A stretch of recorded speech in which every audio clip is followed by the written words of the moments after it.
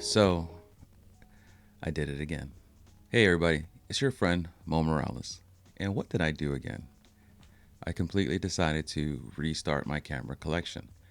I had the Fuji X100F, I had the XT3, I had a bunch of lenses for it. I had the A7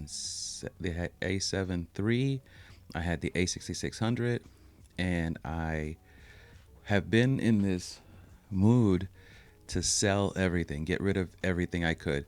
So what did I do? I did exactly that. Unintentionally, I listed. I can't. I guess you can't say unintentionally. I intentionally listed all my cameras on eBay with the hopes of keeping one when it was all said and done. They all sold pretty much at the same time. So I decided, you know what? Take that money, put some in your pocket, and then pick up a camera to start all over with. So what did I do? I picked up the Sony A7C. Funny part is, when the Sony A7C was first announced, I mocked it. I said, it's an A7 III. Why would I get that camera? I would never have a need for that. And at that time, I was 100% correct in my thinking. And that was because I had the A7 III. And if you have the A7 III, you don't need the A7C unless you want to get rid of the record limit, which is 30 minutes on the A7 III, and it's zero limit on the A7C, and some other things like improve focus and stuff like that. Other than that, for photos, the A7 III is a much better camera. Even though the A7C is still a great camera as well for photos, it's just the aerodynamics, the ergonomics. You have more custom buttons on the A7 III. If you use custom buttons, then the advantage is on the 3, not the C. But I have gotten rid of all my professional gear. I don't shoot professionally unless it's a one-off. I'm shooting for myself these days. I'm in the streets having fun, doing one-off projects, and I'm willing to eat a malfunction of an SD card and just keep on moving with what I have. It's not ideal, but I'm willing to take the risk because the form factor, the feel of this camera is just amazing. So I've been using the A7 III less and less over the last year and a half, and I've been gravitating to my crop sensors that I was using, either the Fuji's, the A6600, the A6400, the A6300 cameras I've used a lot over the last 2 years. This is a very similar form factor to those A6000 series cameras. It's not identical, it's not exact, but it's in the same ilk, it's in the same realm. The viewfinder, which a lot of people are complaining about, isn't a problem to me because yes, it's smaller than the A6000 series cameras viewfinder, but it's not drastically smaller. So it's not like, oh my God, I can't see. Those people are not incorrect in saying that the viewfinder is the worst part of the camera, but I think they're just over exaggerating because they're spoiled with the better viewfinders of other cameras. Yes, many other cameras have a much better viewfinder than this viewfinder, but it's not a deal breaker for me. I've done 2 shoots with it right now since I've gotten it, and I've enjoyed it completely.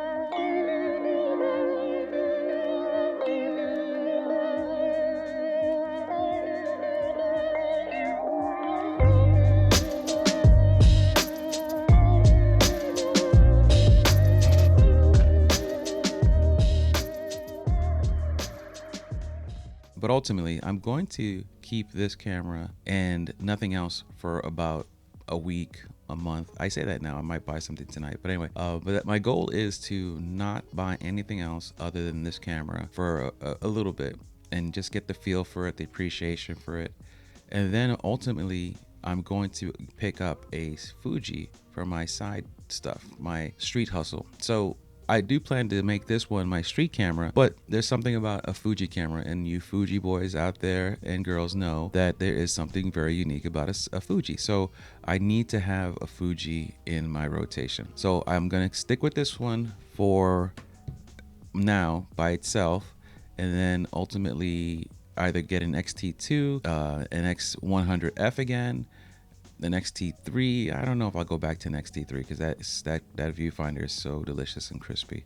It might make me dislike the viewfinder on the A7C more than I do. And I don't dislike it. I just realize there are better viewfinders out there. So probably the XT3 won't be one of my cameras that I add to the collection. I might get an X100V if I can get a good deal on it. I just was looking at the used market for it, and it's still used about, lowest I can find it was $1,100. I don't want to spend $1,100 on a secondary camera for my street work, but I would not mind spending $600 on an X100F because I've used it, I've liked it, and the only reason I sold it is because I have a flaw, and that flaw is compulsion, and my compulsion is to buy and sell.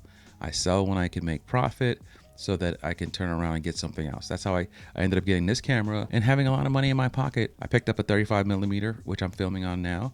I had the 85 millimeter full frame that I've kept.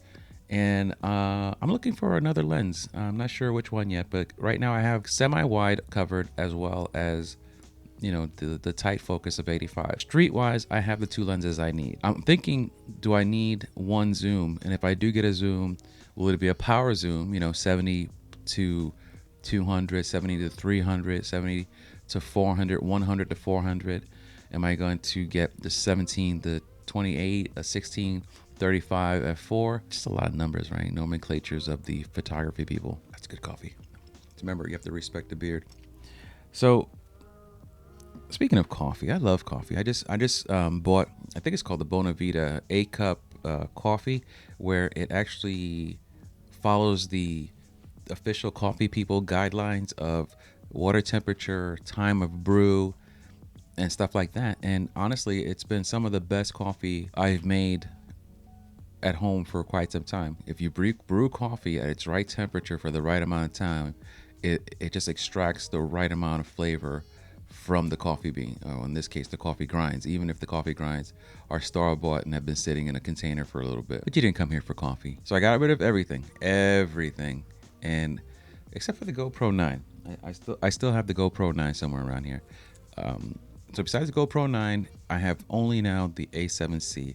It's the first time in a long time I've only had one camera. I've always had two cameras for professional purposes, whether it's backing up one or just to separate my work gear from my fun gear. So far, I've enjoyed it. So far, I thought I would hate the viewfinder more, but it is a point of contention, but it's not, it hasn't been a deal breaker yet for me. And also, I'm going to learn to be more human and shoot using the back of the screen more and less the viewfinder. I think the older I get, it's better for my vision to look at a bigger screen anyway. I don't know, what do you think? So as far as coffee goes, what is your favorite kind of coffee? Do you have a favorite type of roast? Do you have a flavor that you prefer? Do you prefer your coffee pre-flavored, or is that something you add after the fact? Anyway, so all my Fuji fans out there, let me ask you this question. I'm gonna get another Fuji with some time. Which one do you recommend? I'm not looking for the most brand new model, obviously, because I'm trying to avoid better viewfinder than I currently have. But at the same time, I don't want to go back to an X100S or a T. I'm looking for something that has semi-respectable focus, and, you know, it could be a fixed lens, it could be an exchangeable lens. What do you think? Just give me some recommendations. Think outside the box. To me, the box includes the XT brands, XT2, 20, 30s, and the X100 brands. What other Fuji cameras do you recommend that may fit what I'm looking for? What I'm looking for is the Fuji look. I just love the JPEG Fuji look. I need to have that in my life. So once I give this girl its chance and break it in, I'm going to be looking for a sidekick for it. That's just how I roll. Thank you so much for listening. I really appreciate your time. So if you made it to the end, you're amazing. If you didn't, you're still amazing. Thank you so much. Until next time, Mo Morales. Enjoy your coffee.